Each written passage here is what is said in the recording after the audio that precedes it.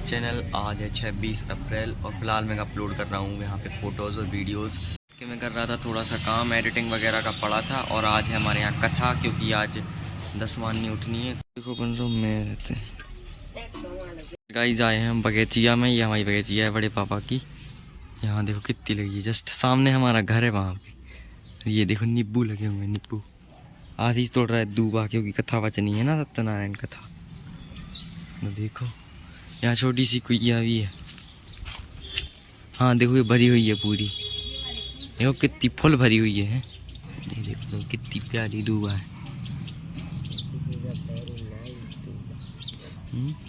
This is very nice grass, this is very nice grass, this is grass guys, this is grass, this is zooming. देखो देखो देखो, यहाँ focus, यहाँ focus, यहाँ यहाँ। ये पपीता का पेड़, देखो छोटे छोटे पपीते लगे हुए हैं। वो नींबू है, क्या क्या। देखो करौंदा, करौंदा का पेड़ लगे नहीं, फूल है बस। देखो कितने मस्त लगे हुए, फूल ही फूल है पूरे। देखो ये वाले फूल, देखो इसने तोड़ भी लिए। वाह, लग गया फूल तोड़ने हुए। ये वाले बहुत सारे लगे हैं यहाँ पे, बहुत अच्छे फूल लग रहे हैं, सब लगे हुए हैं। केर का पत्ता ही मिल गया है। बाइक के गए थे अपनी, बहुत बड़ा बगीचा है उन लोगों से, तो बड़ा पत्ता टूट गया है। ठवाई बनावे, बहुत देर से लगी बनावे आज कथा के लाने। छुग्गा लगी चाय बनावे। देखो फिलहाल आ गई हमारी चाय, सब जने चाय पी रहे। पंडित जी भी आए, बचने कथा हमारी। भाई साहब का देखो जस्ट अभी आए हैं, चाय पी लगे। वो आशीष मैं चल रही तैयारी कथा की।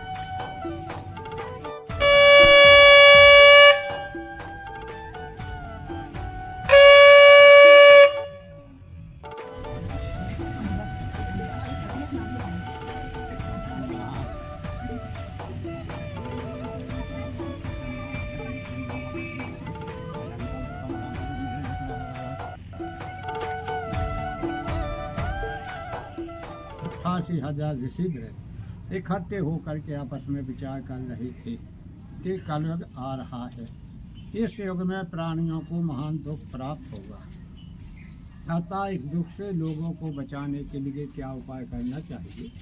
उसी समय व्यास जी के परम शिष्य पौराणिक सूत जी अपने शिष्यों के सहित उस स्थान पर पधारे और सूत जी को देखकर ऋषि लोग खड़े हो गए और श्रद्धा पूर्वक उठकर साष्टांग दंडवत प्रणाम किया।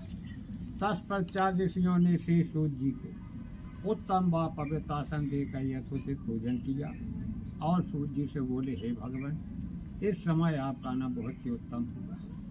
इस अवसर पर आपका सौभाग्यमन ठीक उसी प्रकार है, अर्थात हम लोग शोक सागर में डूब रहे थे। आपने नौका सदृश हम लोगों का उद्धार करने के लिए पदार्पण किया, यह प्रसन्नता का विषय है। हे प्रभु, कराल कलयुग निकट आ रहा है, धर्म की किस प्रकार रक्षा होगी, इस चिंता से हम सब दुखी हैं। अतः हे भगवान, व्रत अथवा तप करके जिस प्रकार वांछित फल प्राप्त हो वह कृपा करके कहिए, ऐसी हम लोगों की इच्छा है। शौनकादिक ऋषियों की प्रार्थना पर सूत जी बोले, हे ऋषिगण, आप धन्य हैं। आप जैसे मनुष्य ही सत्पुरुष कहे जाने के योग्य हैं, जो कि परोपकार के लिए चिंता करते हैं और दुष्टों से कष्ट पाने पर भी हमेशा उनको सुख ही देते हैं। हे परोपकारी शौनकादिक ऋषियों, इसी प्रकार लक्ष्मीपति विष्णु भगवान से एक बार नारद मुनि ने पूछा था, जिस प्रकार आप लोगों ने मुझसे पूछा है। इसलिए संध्या करने के बाद जिस प्रकार इस प्रश्न का उत्तर श्री भगवान ने दिया था, उसी प्रकार मैं आप लोगों के सामने कथन करूँगा। शौनकादिक ऋषियों ने कहा, अति उत्तम है, हम लोग भी संदोपासन कर लें। इसके पश्चात संदोपासन से निमित्त होकर सब लोग सूत जी महाराज के सामने इकट्ठे हुए। सूत जी ने ऋषियों से कहा, हे ऋषियों, दक्षित होकर मेरी बात सुनो। यदि तुम्हारा ध्यान किसी और तरफ रहेगा तो ना मेरे उद्देश्य से लाभ उठा सकोगे और ना नहीं कार्य बन सकेगा।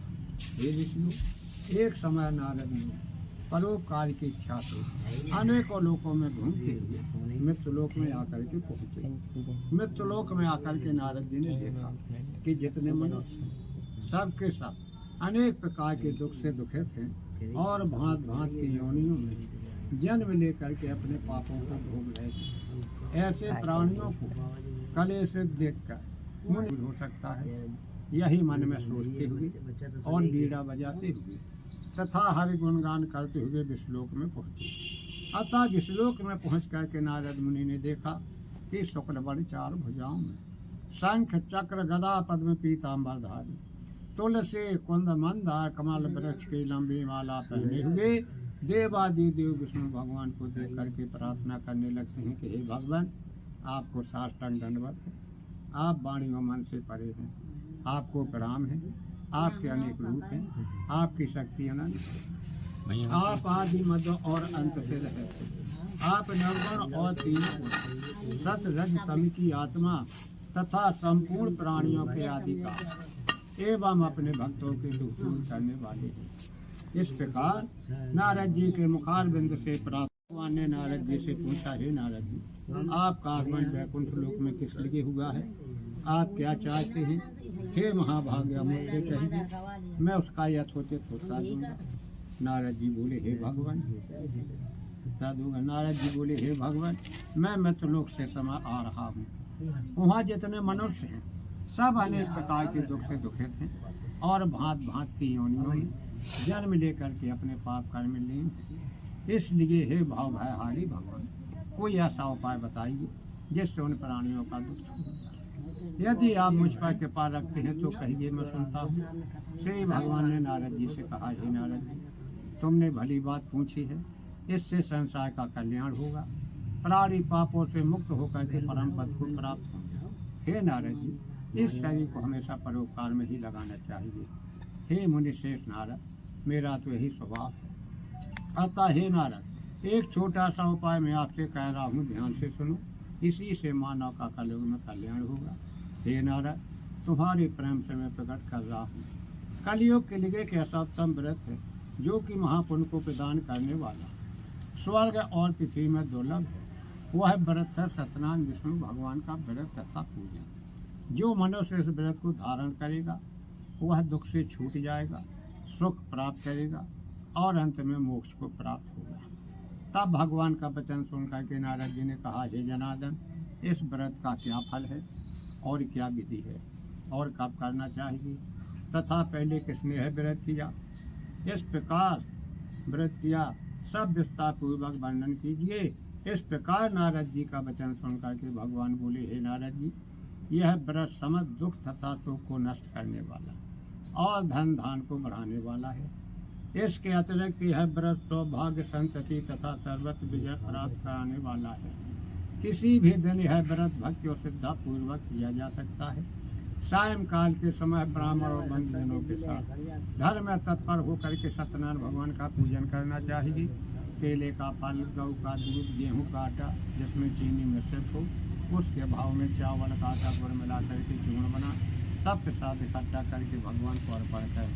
फिर ब्राह्मण तथा पुस्तक का पूजन करके और दक्षिणा दे के अपने बंधुजनों के साथ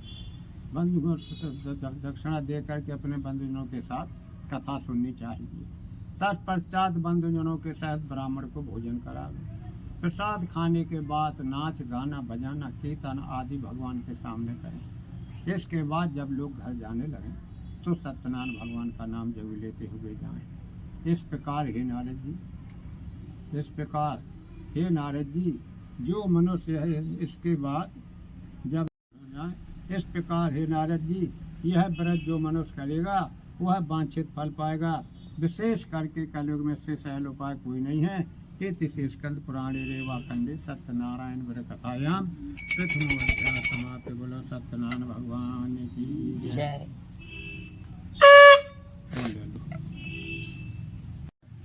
आगे सर्वप्रथम सत्यनारायण व्रत करने वाले के संबंध में कथन करते हैं। सुंदर काशीपुरी नगरी में एक अति धन सतानंद ब्राह्मण रहते थे। वे इस प्रकार कांगल ब्राह्मण थे कि भूख से पीड़ित होकर के नित्य पृथ्वी पर भिक्षा मांगने के लिए घूमा करते थे। दुखित ब्राह्मण को देखकर भगवान को दया हुई, क्योंकि भगवान को ब्राह्मण तब भगवान ने एक वृद्ध ब्राह्मण का रूप धारण कर उस दुखी ब्राह्मण से आदर पूर्वक पूछा कि हे ब्राह्मण, आप किस लिए दुखी होकर के पृथ्वी पर नित्य घूमते हो? हे दुर्योधन, वह सब मुझसे कहो, इस समय मेरी सुनने की बहुत इच्छा है। ब्राह्मण बोला, हे भगवान, मैं गरीब ब्राह्मण हूँ और भिक्षा मांगने के लिए पृथ्वी पर नित्य घूमता हूँ। इसलिए हे प्रभु, यदि गरीबता दूर करने का कोई उपाय जानते हो तो कृपा कर बताइए, जिससे इस मांगने से मुक्ति मिले और गरीबता दूर हो जाए। ब्राह्मण के प्रश्न का उत्तर देते हुए ब्राह्मण अर्थात भगवान बोले, हे ब्राह्मण देवता, आप सत्यनारायण भगवान का व्रत तथा पूजन कीजिए, वही वांछित फल देने वाले हैं। अतः हे ब्राह्मण, आप मेरी बात मानकर व्रत धारण करें। जो मनुष्य इस व्रत को करता है वह दुख से छूट कर मुक्ति को प्राप्त करता है। तब व्रत ब्राह्मण रूपी भगवान अंत में व्रत का विधान बता करके वहाँ से अंतर्ध्यान ये गायब हो जाते हैं। ब्राह्मण देवता अपने मन में सोचने लगे कि व्रत ब्राह्मण ने तो बहुत विधि बताई है, वह मैं किस प्रकार कर सकूँगा, क्योंकि दिन भर भिक्षा मांगने पर भी कुटुंब का पेट नहीं भर पाता। इस चिंता में निमग्न रात भर ब्राह्मण को नींद नहीं आई। प्रातः काल उठकर सोचादि क्रिया से निवृत्त होकर के उसने मन में संकल्प किया कि आज के दिन जो कुछ भिक्षा मिलेगी उसी से मैं सत्यनारायण भगवान का पूजन करूंगा। यह संकल्प मन में करके ब्राह्मण भिक्षा मांगने के लिए घर से बाहर निकल जाता है। उस दिन भगवान की उस पर ऐसी कृपा हुई, उसे बहुत सा धन प्राप्त हो गया। अर्थात उस दिन देवताओं ने भी उस ब्राह्मण पर बहुत कृपा। अतः ब्राह्मण ने उसी धन से बंधुओं को बुलाकर प्रसन्नता पूर्वक भक्ति और श्रद्धा के साथ सत्यनारायण स्वामी का विधिवत पूजन किया। पूजन और व्रत के प्रभाव से ब्राह्मण सब दुखों से मुक्त हो गया और समस्त संपत्ति से पूर्ण हो गया। तब से वह ब्राह्मण बराबर हर महीने व्रत करने लगा। इस प्रकार उस उत्तम ब्राह्मण ने सत्यनारायण भगवान का व्रत और पूजन किया। इससे वह ब्राह्मण समस्त पापों से छूट करके दुर्लभ मोक्ष को प्राप्त हुआ। इस प्रकार जो मनुष्य उस ब्राह्मण की भांति सत्यनारायण भगवान का व्रत करेंगे वे संपूर्ण दुखों से छूट करके मोक्ष को प्राप्त होंगे। इस प्रकार भगवान ने व्रत के प्रभाव को नारद जी से कहा। इसके बाद श्री सूत जी ने शौनकादिक ऋषियों से प्रश्न किया कि जो कुछ भगवान संपत्ति के अनुसार वही ब्राह्मण बंधुओं के सहित सत्यनारायण भगवान के पूजन के लिए तैयार हुआ। इतने में एक लकड़ी बेचने वाला वहाँ पारा पहुँचा। लकड़ी का गट्ठा बाहर रख करके ब्राह्मण के घर के भीतर प्रवेश किया। लकड़हारा भूख प्यास से बहुत दुख स्वामी का पूजन कर रहे हैं। इस प्रकार ब्राह्मण को संपन्न देखकर वह लकड़हारा चिंता में पड़ गया। कुछ देर के बाद उसने हाथ जोड़कर ब्राह्मण से पूछा कि आप किसका पूजन कर रहे हैं, इस पूजन का क्या फल है, कृपा का विस्तार, भगवान की कृपा का प्रसाद। तब ब्राह्मण के मुख से इस प्रकार सुनकर लकड़हारा बहुत प्रसन्न हुआ। भगवान का पूजन कर में सोचकर लकड़ी का गट्ठा सिर पर रख करके चला गया। भगवान की कृपा से लकड़हारा लकड़ी का बोझ लिए हुए स्थान पर पहुंचा जहां पर धनी लोग रहते थे और जाते उसे लकड़ी का रोना दाम मिल गया। तत्पश्चात लकड़हारे ने प्रसन्न हृदय से पके हुए केले का फल, शक्कर, घी, दूध, गेहूं का आटा मोल लिया। इसके बाद घर पहुंचकर उसने अपने बंधुओं को और ब्राह्मण को बुलाकर विधि पूर्वक सत्यनारायण भगवान का पूजन किया, जिसके प्रभाव से लकड़हारा धन तथा पुत्र को प्राप्त किया। जब तक वह संसार में रहा सुख भोग किया। अंत में भगवान के वैकुंठ धाम को चले जाते हैं। इति से स्कंद पुराणे रेवा खंडे सत्यनारायण व्रत कथायां द्वितीयोध्याय समाप्त होला। सत्यनारायण भगवान वैश्य की पत्नी और पुत्री को भी अत्यंत दुख प्राप्त हुआ। उसका सब धन चोर उठा करके ले गए। माता पुत्री मानसिक शारीरिक कष्ट से पीड़ित हो गई।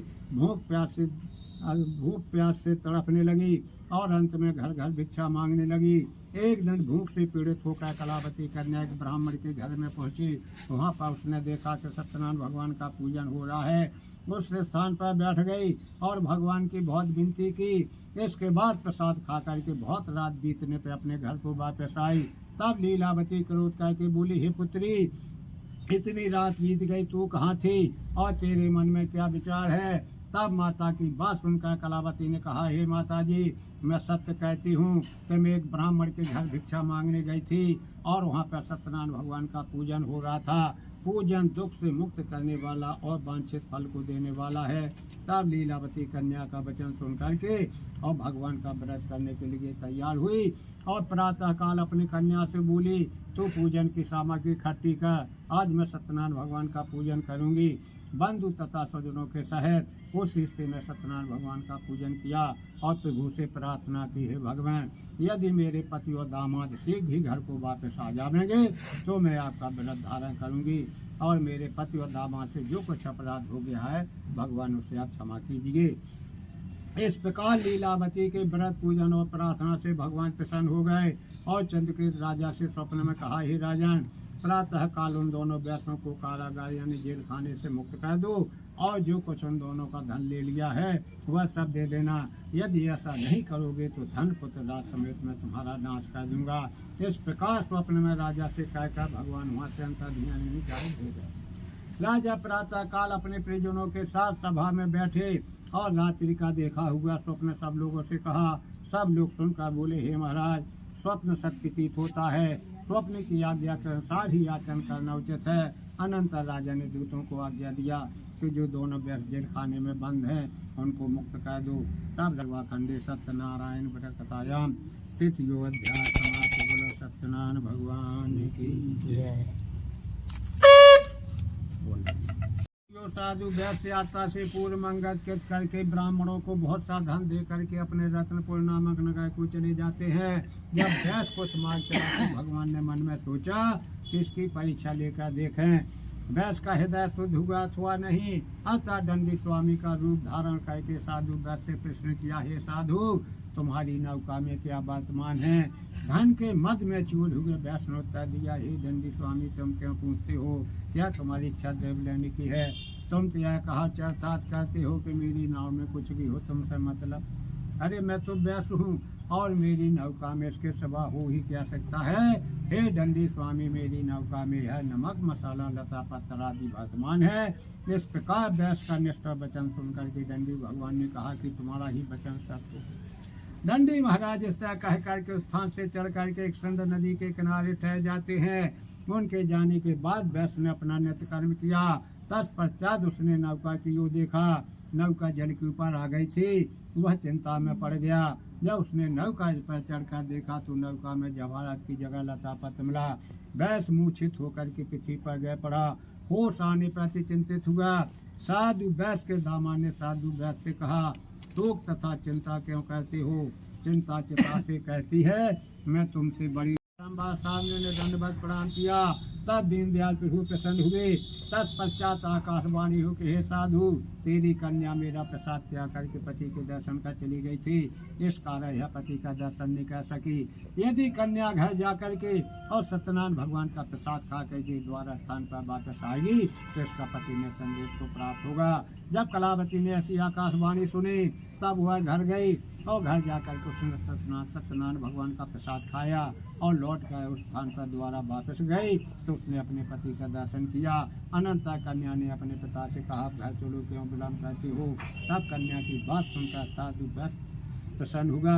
उसी समय वहीं पर सत्यनारायण भगवान का विधिवत पूजन करके धन और बंदियों के सहित आनंदपूर्वक घर आया।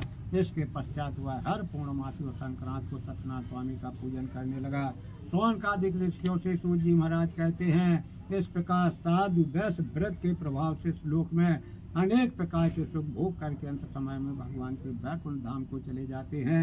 इस स्कंद पुराणी रेवाखंडे सत्यनारायण अध्याय समाप्त। बोलो सत्यनारायण भगवान।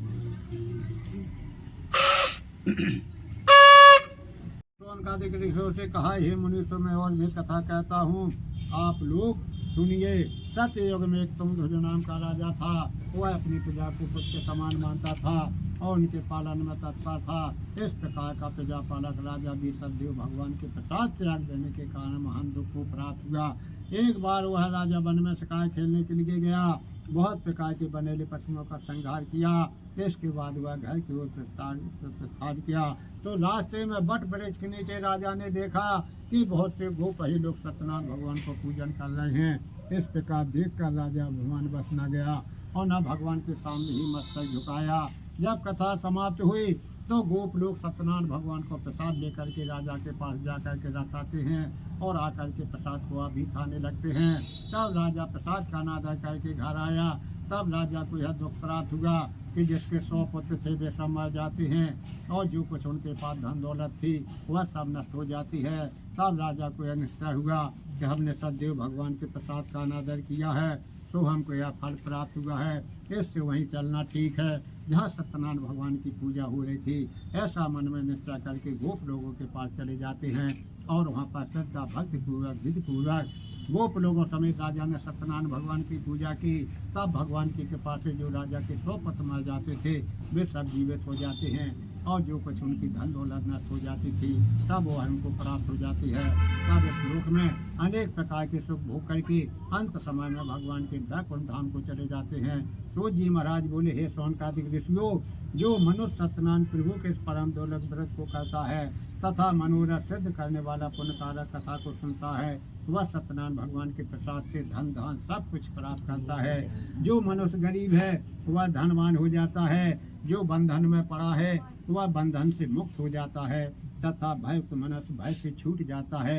यह सत्य, इसमें संदेह नहीं। सत्यनारायण भगवान के प्रसाद से मनुष्य इस लोक में वांछित फल भोग का अंत में वैकुंठ को जा करके स्वर्ग सुख को प्राप्त करता है। हे ब्राह्मणों, इस प्रकार जो सदैव भगवान के व्रत को आप लोगों से कहा उसे करने वाले मनुष्य संसार सागर के दुखों से मुक्त हो जाते हैं और कलयुग में विशेष फल देने वाला सत्यनारायण भगवान का व्रत है। ऐसे वांछित फल देने वाले प्रभु को कोई काल कोई सत्यनारायण कहते हैं। तब सूत जी कहते हैं, मुझे सुनो, जो मनुष्य या कथा नित्य पर कहा, हे राजन, मेरा सिंह बहुत भूखा, इससे भोजन दो। राजा बोला, आपका संग क्या खाएगा? भगवान ने उत्तर दिया, तुम्हारे इकलौते पुत्र के दानी अंग का मांस खाएगा और साथ ही साथ ये है कि तुम तुम्हारी स्त्री आरा से काटे आंसू न बहे। राजा ने कहा, हे ब्राह्मण, मैं शर्त के साथ अपने पुत्र का मांस देने के लिए तैयार हूँ। अंत में राजा ने वैसा ही किया जैसा ब्राह्मण चाहता था, परंतु आरे से चीरते समय लड़की की बाएं आंख से आंसू आ गया। ब्राह्मण ने कहा, आंसू आ गया, अब नहीं खाएगा। तब लड़के ने कहा कि खाना तो दाएं अंग है, खाएगा क्यों नहीं? बाएं अंग को इस बात का दुख है, ऐसा पते थे कि उसे ग्रहण नहीं किया गया, इसी से आंसू आ गया है। ऐसा सुनकर ब्रह्मरूपी भगवान बहुत प्रसन्न हुए और राजा को वैकुंठ धाम दिया और सोमधुल राजा दूसरे जन्म में स्वामी मणि हुए। वह संपूर्ण भागवत की कथा सुनकर के दुर्लभ मोक्ष को प्राप्त हुए।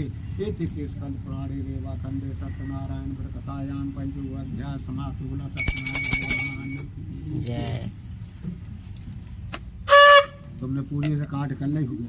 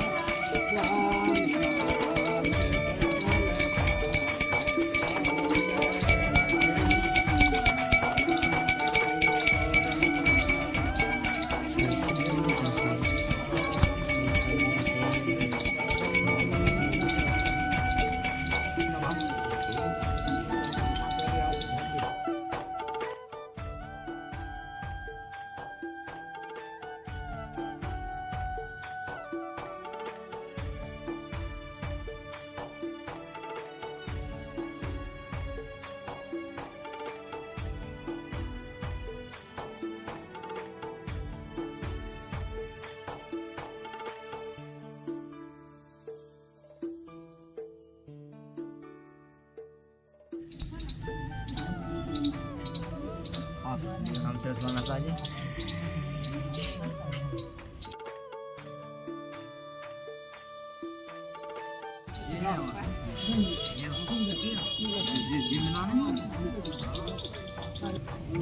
प्रसाद लगा के दो हमें प्रसाद लगा के क्या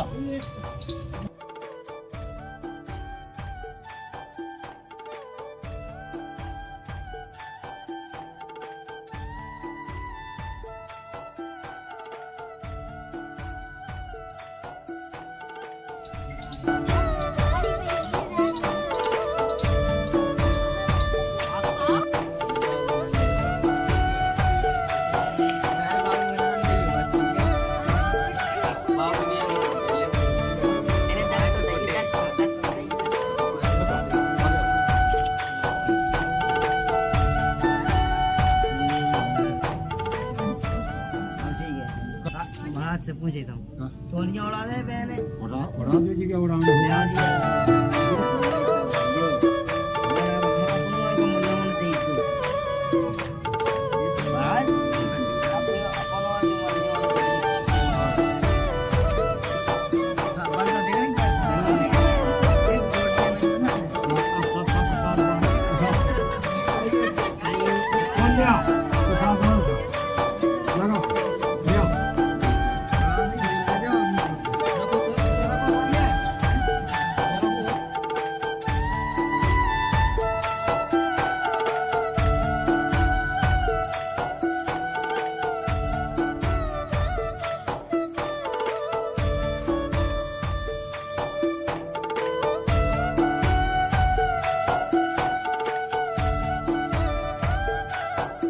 इसको लगेगा नींग अंदर नहीं जाने देंगी बरसा दीदी जो देखो पागल देखो 1.5 GB को रिचार्ज कर दे एक दिन को क्या चाहिए दीदी क्या चाहिए आपको बोलो 1.5 GB को रिचार्ज कर दे एक दिन को देखो इतने सस्ते में निपटा रहा है दीदी को एक महीना को कर देगी हम एक महीना को और का जानने का भोजी जाने का जानने का भोजी जाने जानने का भोजी जाने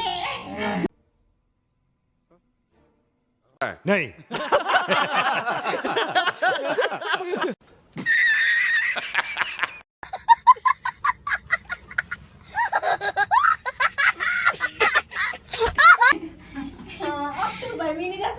अरे दो जल्दी